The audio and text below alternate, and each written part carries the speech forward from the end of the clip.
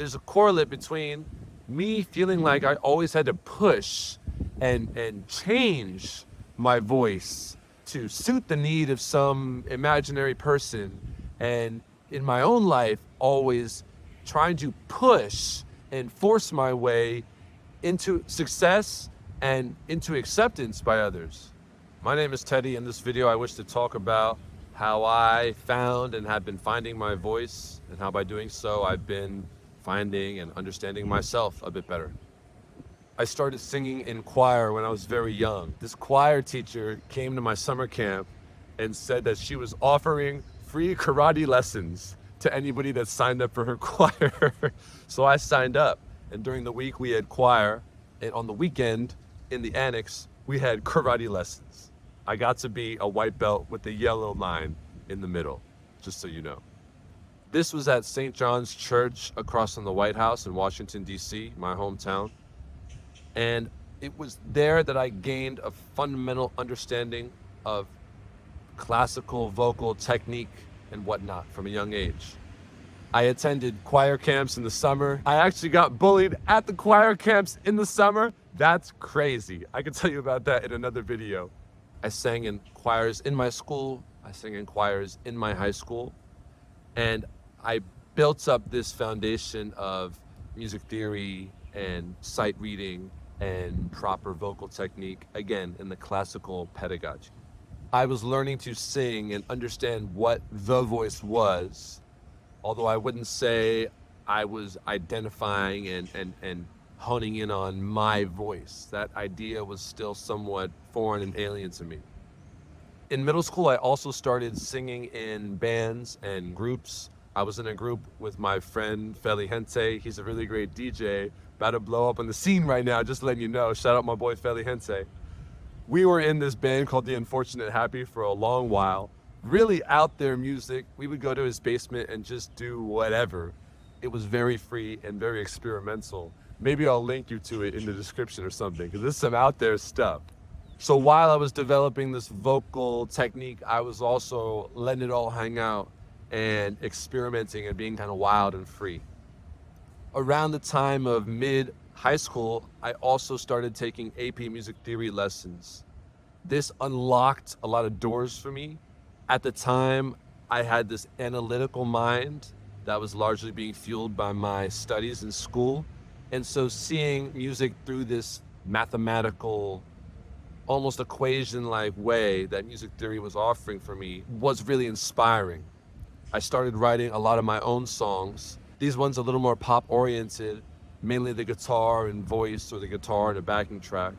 I was slowly starting to carve out my voice, so to speak, through how I was creating a song, through what ideas I was presenting to the listener.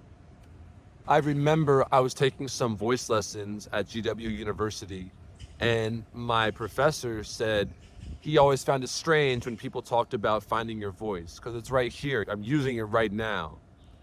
And that just kind of stirred up some thinking within me that finding your voice wasn't about learning all the techniques and singing all these songs.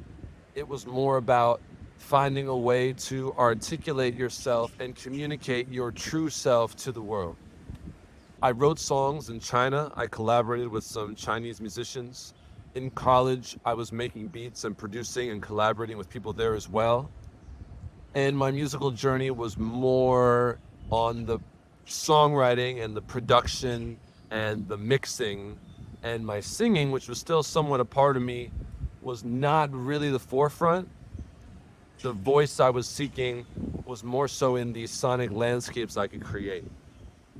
Fast forward to Los Angeles, which is where I lived for 4 years after I finished college.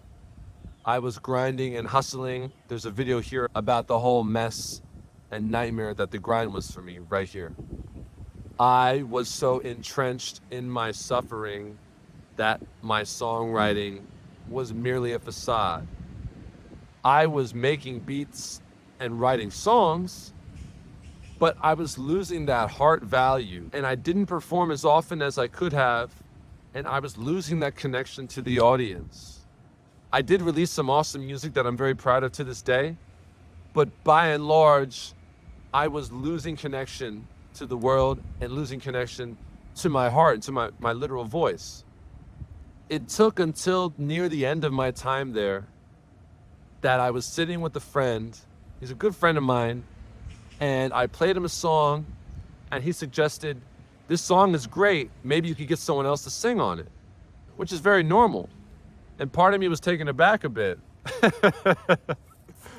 And I said, you don't think I sound very good on it? And I kind of drew this out of him, but he was like, I don't think your voice really hits on this song. And I said, well, what kind of songs that I've shown you has it sounded good on?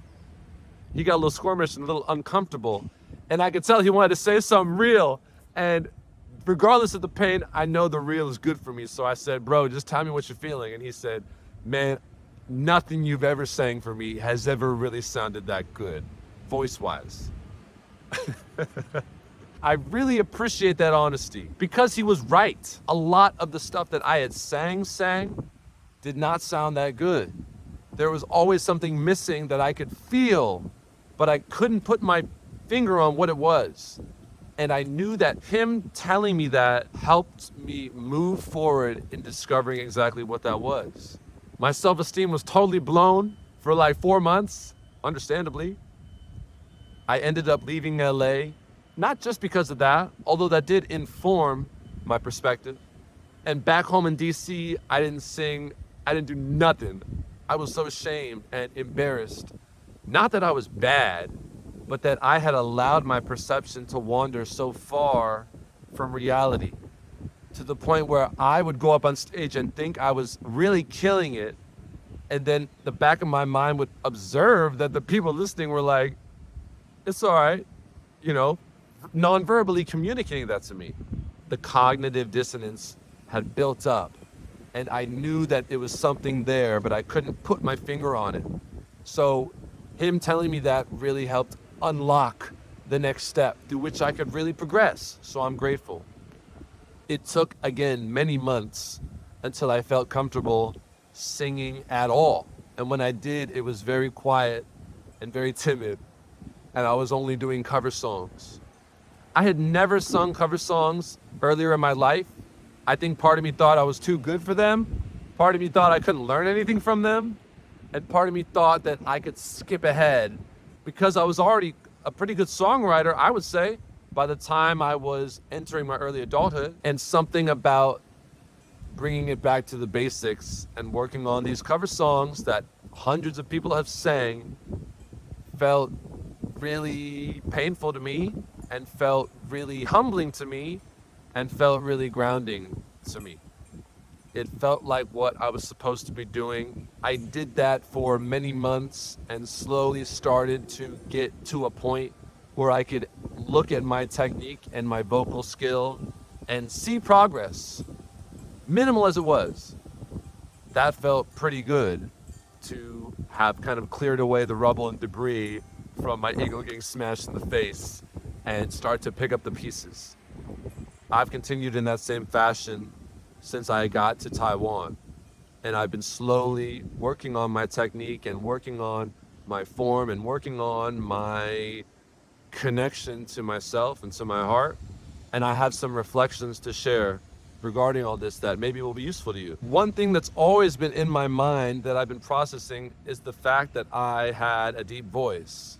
I remember as my voice was changing, looking online and listening to all these artists and realizing most of the popular, successful musicians sung in a pretty high register, like Justin Bieber or Frank Ocean or Justin Timberlake, or even some of the current pop artists that are male, like Harry Styles. And I would sing to myself in a lower register like this, la da da da da. But when it came to singing and getting serious about music, I would always sing in this really high key and push myself to always be hitting the limit of how high I could sing. And that was just an assumption that I never checked. And throughout my time songwriting in DC and in LA and in China and in college, I kept with this super high voice because I felt that I had to appeal to the audience somehow in that way. Consequently, I got a pretty good understanding of my upper range, but a lot of it was just pushing and belting. And when I was in the midst of my time in LA, my singing was just always loud. I was always just loud. My mom would always say, "You're singing really loud." And I would roll my eyes and shrug. But she was right. People would tell me when I would sing in a lower register and just do so nonchalantly, not even thinking about it, like, "Wow, that sounds really good." And I thought, this low voice, like, no way that sounds good. There's no way that that would be enough. There's no way that I am enough.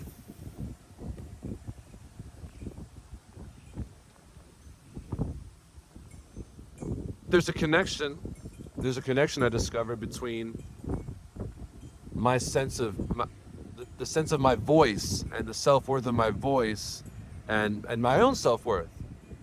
And there's a correlate between me feeling like I always had to push and change my voice to suit the need of some imaginary person, and in my own life always trying to push and force my way into success and into acceptance by others. So when I was in DC, I began to understand this connection between me feeling like I wasn't enough and me feeling like my natural speaking range wasn't enough. I never really cared about fame or being the most popular person, especially as I've learned to understand and let go of many parts of my ego. I've only really cared about expressing myself and making something beautiful for the world. And embracing that personally has been an even more revolutionary act in self-love and in exploring the range of my voice. I can sing really low.